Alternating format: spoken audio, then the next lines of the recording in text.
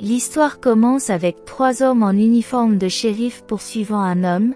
L'un des 3 hommes lui tire alors dessus à la jambe jusqu'à ce qu'il ne puisse plus courir. Où est-il allé? Je ne sais pas. Puis nous sommes présentés aux 3 hommes avec des badges de shérif. Il y a toujours Well, le Mexicain qui est doué pour le pistage, Dugan qui est arrogant et colérique, et enfin Ketchum, l'homme qui vient de tirer.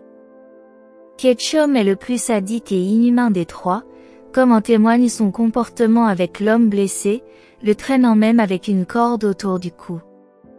Les 3 hommes chassent quelque chose que le compagnon de l'homme avait pris.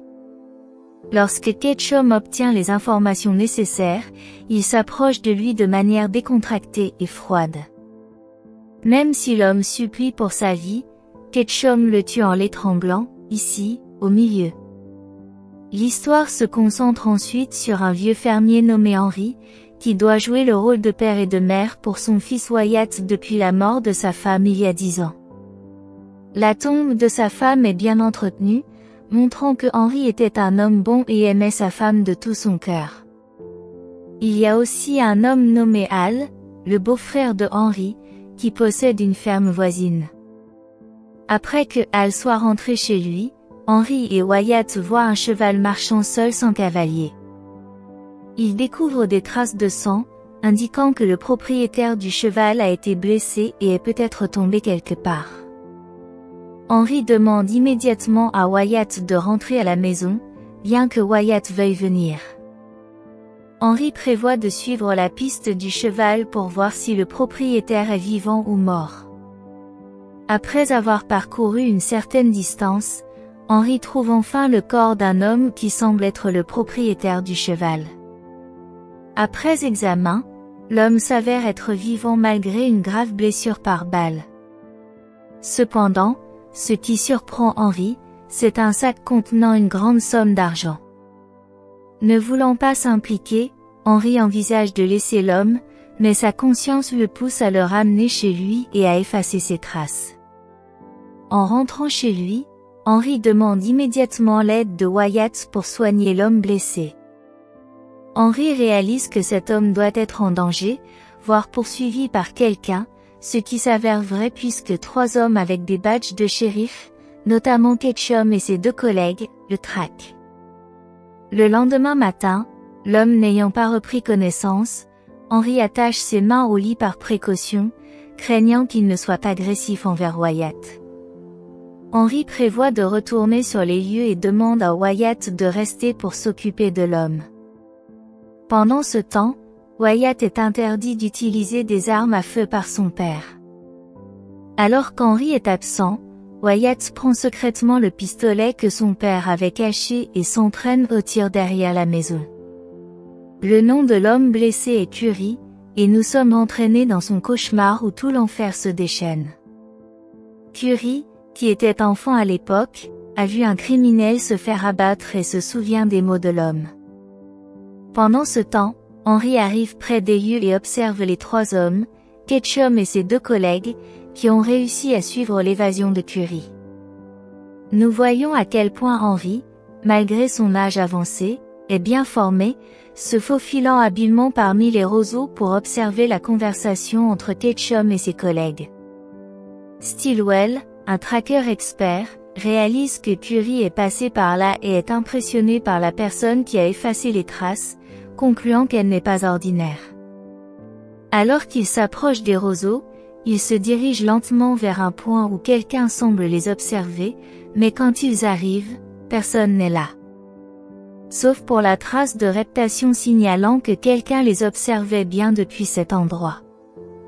À la maison, Wyatt est déconcerté lorsque Curry se réveille. Se réveiller dans une maison inconnue rend Curry méfiant. Après avoir réussi à détacher ses liens, Curry attrape un couteau et menace Wyatt de ne pas bouger. Quand Curry reprend conscience, il est attaché à une chaise et voit Wyatt chauffer un couteau, prêt à l'enfoncer dans sa blessure par balle à l'épaule pour en retirer la balle logée. Curry prétend être un représentant de la loi, autrement dit un shérif, et affirme être poursuivi par 3 bandits se faisant passer pour des shérifs. Il avertit Henry de partir immédiatement, car si ces 3 bandits arrivaient, il n'hésiterait pas à le tuer. Cependant, l'avertissement semble trop tardif, car Ketchum et ses 2 collègues sont déjà là. Rapidement, Henry saisit son fusil et ordonne à Wyatt de s'éloigner de la fenêtre et de ne rien faire. Depuis la fenêtre, pour la première fois, Ketchum et ses 2 complices font face à un vieux fermier ni trop grand ni trop imposant. Cette fois, pourtant, Ketchum ne se montre pas aussi brutal qu'à son habitude. Il engage la conversation avec le vieil homme de manière polie. Il lui demande s'il a vu quelqu'un correspondant à la description de Curry, affirmant que ce dernier est un criminel qui a volé de l'argent et que les 3 hommes sont des représentants de la loi cherchant à l'arrêter. Fusil prêt à tirer, Henry répond qu'il n'a vu personne correspondant à cette description. Il prétend être un simple fermier qui ne veut pas d'un lui. Incroyablement, Ketchum et ses 2 collègues repartent sans tension ni agitation. Ketchum et ses hommes s'installent non loin pour discuter du vieil homme qu'ils viennent de rencontrer. Selon Ketchum, Henry tenait son fusil d'une manière inhabituelle pour un simple fermier. Ils comprennent alors qu'il a menti et qu'il cache délibérément Curry dans sa maison. En conséquence, Dugan est chargé de surveiller la ferme d'Henry et reçoit l'ordre de ne pas agir précipitamment, car des renforts sont en route pour les aider à capturer Curry. De retour chez lui, Henry tente d'en savoir plus sur Curry afin de vérifier s'il est réellement un shérif. Selon le récit de Curry, il est bien un homme de loi. Cependant, Henry est surpris d'apprendre que Curry est né au Nouveau-Mexique, dans un village appelé Fort Suar. Ce village a été témoin de la mort du célèbre hors-la-loi Billy the Kid. Il s'avère que Billy the Kid a réellement existé et est connu pour avoir tué environ 27 personnes sans raison apparente, commettant ses premiers meurtres alors qu'il était encore très jeune. Fait intéressant, Curry a été témoin de la mort de Billy the Kid. Son cauchemar était en réalité un souvenir de son passé, lorsqu'il avait vu de ses propres yeux Billy the Kid être abattu d'une balle dans la poitrine, mettant fin à l'histoire du bandit le plus célèbre de l'Ouest américain. Convaincu par son récit, Henry détache Curry. Mais peu après, plusieurs coups de feu retentissent, ils proviennent de Dugan. Pourtant, nous savons que Ketchum lui avait ordonné de ne pas agir seul, mais son impatience a pris le dessus. Henry doit alors saisir son fusil pour protéger son fils et sa maison. Bien qu'étant un simple fermier, il semble remarquablement calme face au danger, comme s'il était habitué à de telles situations. Il tire sous la maison, là où Dugan tentait de ramper. Terrifié, Dugan finit par sortir et se fait capturer par Henry. Sans hésitation, Henry tue Dugan en lui plongeant la tête dans une flaque de boue humide, puis jette son corps dans la grange pour être dévoré par ses cochons. Le lendemain matin, Ketchum et Stilwell se rendent à la ferme d'Al, leur objectif étant de découvrir qui est réellement Henry. Lorsqu'Al refuse de parler, ils le battent jusqu'à le rendre inconscient.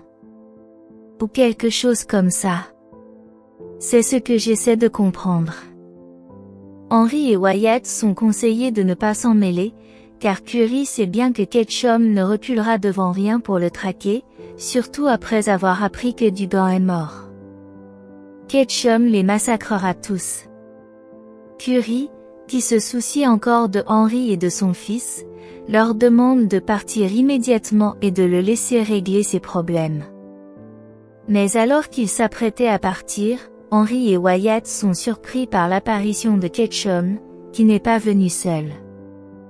Il est accompagné d'une armée de cow-boys prêts à détruire sa ferme. « Messieurs, vous avez besoin de quelque chose? Il y a quelqu'un à la maison? Je vois que vos chevaux sont déjà sellés. » Stilwell apparaît également, traînant Al, le visage couvert de blessures, ce qui empêche Henry de rester sans rien faire. Wyatt reçoit une arme pour surveiller les alentours pendant qu'Henry tente de négocier avec Ketchum et ses hommes. Nous sommes ici pour notre fugitif. C'est ici que la détermination d'Henry est mise à l'épreuve. Il est sommé de partir, mais en voyant le visage tuméfié de son beau-frère, il refuse de fuir. Au contraire, il exige qu'il libère Al et quitte immédiatement sa propriété. Libérez-le et partez, et je vous laisserai la vie sauve. Vous entendez, les gars? Ketchum, à bout de patience, abat froidement Al d'une balle dans la tête, ce qui pousse Wyatt à sortir précipitamment, déclenchant une fusillade. Tu es toujours avec nous?